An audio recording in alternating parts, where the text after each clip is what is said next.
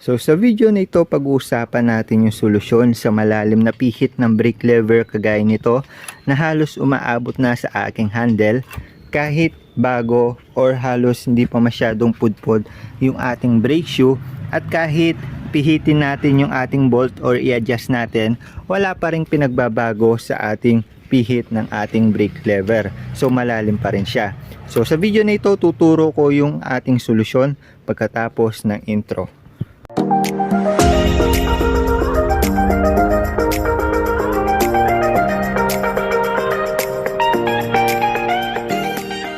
Ang unang iniisip o gagawin ng karamihan kapag malalim na ang pihit ng ating brake lever sa rear brake ay kailangan lang daw na i-adjust ang nut dito. So ang nut kasi na to ay nag-indicate kung gaano pa kakapit ang ating brake shoe. So the more na mas maraming pihit or malalim na ang ating nut, mas pudpud na po ang ating brake shoe. So matik na kapag bago po ang brake shoe natin ay mababaw pa itong nut natin dito. So paano naman po kung bago yung brake shoe at ganun pa rin po yung pihit natin sa brake lever?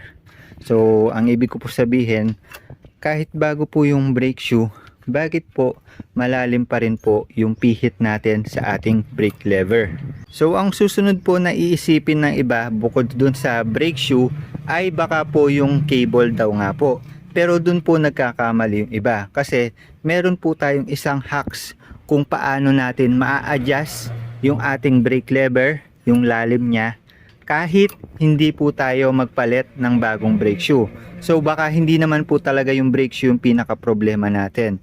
So meron po tayo ditong feature sa ating Honda Click kung saan pwede po nating i-adjust yung lalim ng ating brake lever. Kahit hindi po bago yung ating brake shoe ay ma-adjust natin to sa magandang kondisyon yung ating brake lever. So kung malalaman nyo po kasi ang ating Honda Click ay combi brake system po siya.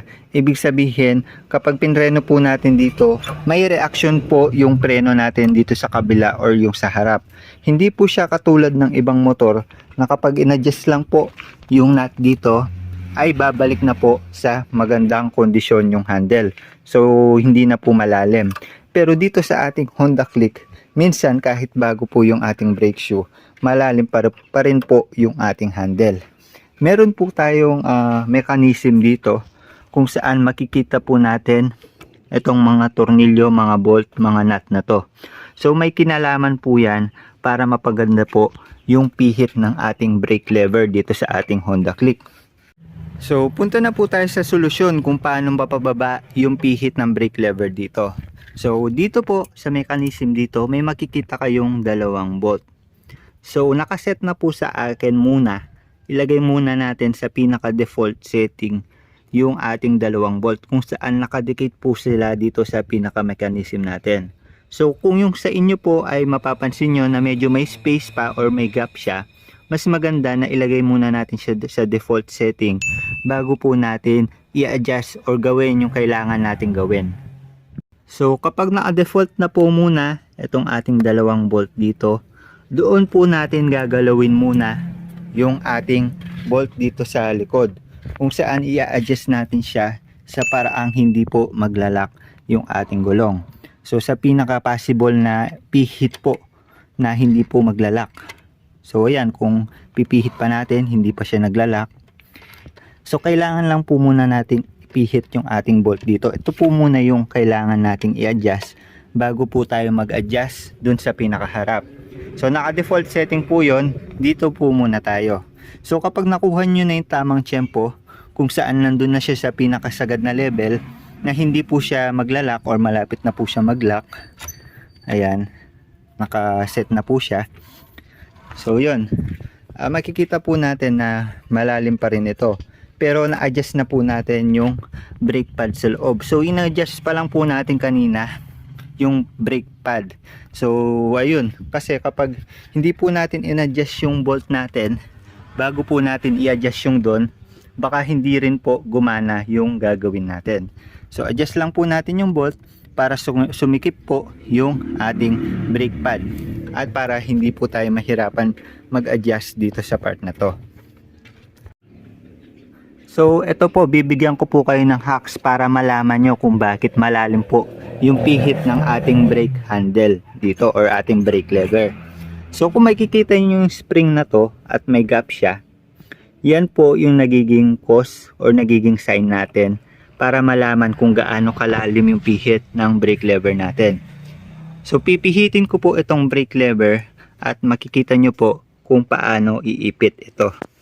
So yan, pipihitin ko po yung brake lever, dahan-dahan. Ayan, kung makikita nyo po, pagkapihit ko po ng brake lever, hindi pa po gagalaw yung nut natin sa likod. So ayan, nandito po siya. Hindi pa po gagalaw yung mechanism ng braking system natin, yung rear braking system. Gagana po or gagalaw po itong part na to. Mag-a-adjust po yan or magpepreno kapag po umabot na po sa limitasyon na ito pong part na to ay sumagad dito at nag-exceed po. Halimbawa, ipipihit ko po yung ating brake. Then, pagkapihit ko po, pepersahin niya po. So yan, tignan niyo mabuti. Pipihitin ko yung ating brake. Tapos pepersahin ko po. Dun pa lang po magkakaroon ng force dito sa ating pinaka nut sa likod. So yan, kung makikita nyo, dun palang gagalaw. So yan, naririnig nyo pa konti-konti. Pero yun po yung pinaka basic principle. Kapag po malaki po yung space dito, yun din po yung laki ng hahabulin nitong space para magpreno po dun sa likod. So ang solusyon natin, kailangan nating mapaikli yung airspace or yung gap dito na may part ng spring. So para po i-adjust yan, kailangan lang po nating pihitin itong dalawang bolt. So ipapakita po ko po sa inyo kung paano yung adjustment. So yan, kagaya ng sinabi ko kanina, nakasagad pa po yan muna dapat. So ang gagamitin nating tools para dito sa dalawang bolt ay 12mm at saka 10mm dito sa maliit na bolt natin. So ang unang i-adjust po natin or luluwagan ay itong isang bolt. So yung unang bolt natin na mas malaki, yung 12mm na nakadikit dito sa mechanism, ayan, ikutin lang po natin siya or luluwagan po natin siya pa clockwise. So ayan, kung makita nyo po, lumuluwag po siya. So kapag medyo nagka-space na po or naluwagan na po natin siya, wala na pong, hindi na po siya nakatabi dito sa ating mechanism, pwede na po natin tong luwagan itong isang bolt natin. So ang gagamitin po natin dyan ay 10mm. So paano po natin malaman kung tama na po yung adjustment natin? Titignan po natin itong space or gap dito sa ating spring.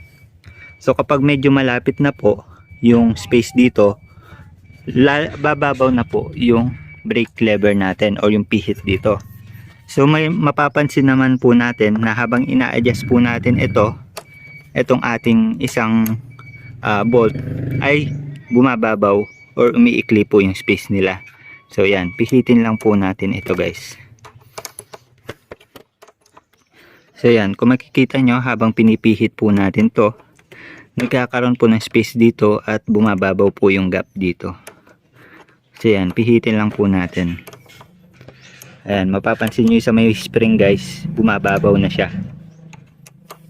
So yan, habang bumababaw to, bumababaw na rin po yung pihit ng ating brake lever. So yan, pihitin lang po natin siya ng constant. So yan, tigil po muna tayo dyan. Tapos, ayan, kung makita nyo, nag-adjust na rin po yung gap dito. Maikli na lang po yung gap dyan. Tapos, lumuwag po yung space natin dito. Pihitin naman po natin, tignan natin kung okay na po siya. So yan, kung makikita nyo, hindi na po siya masyadong malalim. Makikita nyo rin po dito yung airspace. Ayan, konting pihit, tapos magpepreno na po yung likod. So yan, yung space po yung magpapakita kung gaano kalalim yung inyong brake lever. So kung hindi pa po okay, adjust nyo lang po ulit. So adjust nyo lang po ulit tong mahabang nut, yung size 10mm. Ayan. Sa akin po, mas okay na mas maliit na po yung space dito or yung gap na may spring, para mas mababaw po yung pihit ng brake lever natin.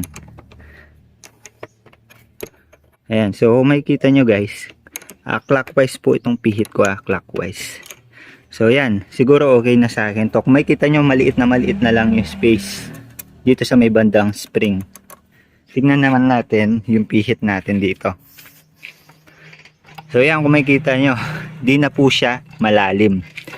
Kung makikita nyo rin, agad na pong kumakagat itong ating ano dito, ating bolt dito. Ayan o. Pagkapihit ko, agad po niyang kinakagat yung ating brake shoe or yung ating gulong. So yan. Yun po yung pwedeng maging basis nyo guys. Dito sa pag-adjust ng brake lever is ito pong space dito sa may bandang spring. So yan. Yun na po yung solusyon para sa malalim na pihit ng ating brake lever. So after nun, last step na po gagawin natin. Dahil niluwagan po natin yan parehas, ito lang po dapat yung luluwag. Etong part po na to, yan po yung magsisilbing lock natin, or kailangan nakadikit po yan dito para mag-lock. So ito lang po, ito po yung na-adjust natin, ito po yung lock. So ibabalik po natin siya, etong part na to dito. So yan, gagamit po ulit tayo ng 10mm or 12. So yan, sa pagbabalik, counterclockwise lang po yan guys. Counterclockwise. Ayan, counterclockwise lang. Then kapag nabalik na natin siya sa dati, normal lang po na magkaroon ng space dito. So bali nakalock naman po siya dito, ito po yung lock niya, hindi na po siya gagalaw. So yun na po yung solusyon para sa malalim na brake lever natin. So kung makikita nyo, hindi na po siya sobrang lalim. Konting pihit lang po ay kinakagat niya na po yung ating preno. Ayun lang para sa video na ito. The more you click, the more you know. Usapang malalim na brake level handle. Bye bye.